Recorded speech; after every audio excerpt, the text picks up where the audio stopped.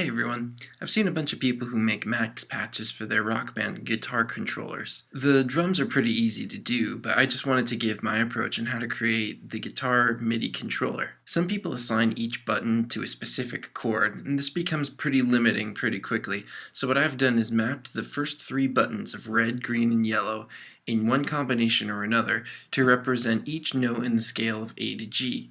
I've taken inspiration from the fingering of real guitar chords to decide which one will go where, but you can change it for sure to anything you want. Basically, without getting too nitpicky, green is always an E chord, be it major, minor, etc. Red isn't always an F chord, and so on and so forth. So then I have presets of each chord for each key signature that gets assigned to the buttons and play when you strum the guitar. This makes it easy for me to know that if I'm jamming in a key signature and I want to play an E, I know exactly what to press. Another approach I've considered is making the green button the tonic of the key, the red button the supertonic, etc., so that anyone with some music theory knowledge can pick up the guitar and be comfortable knowing where to go based on that mapping.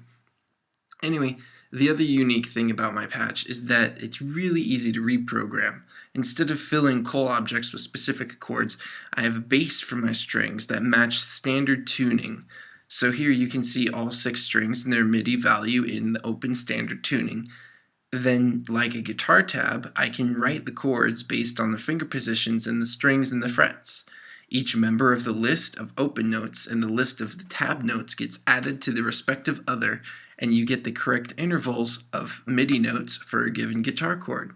This allows me to quickly and easily customize chords to my guitar so I can play with any song that I have the tabs for. Meaning that I could quite practically give my guitar all the chords for a given song and save it just like one of these key signatures, instead of having to get deep into the code and reassign each button individually.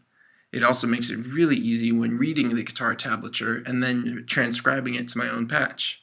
This is just a brief overview of my approach to the Guitar Hero controller as a MIDI instrument, and if there's any interest, I'll put up some other videos on some tips and tricks to make your own. Let me know in the comments, and thanks for watching!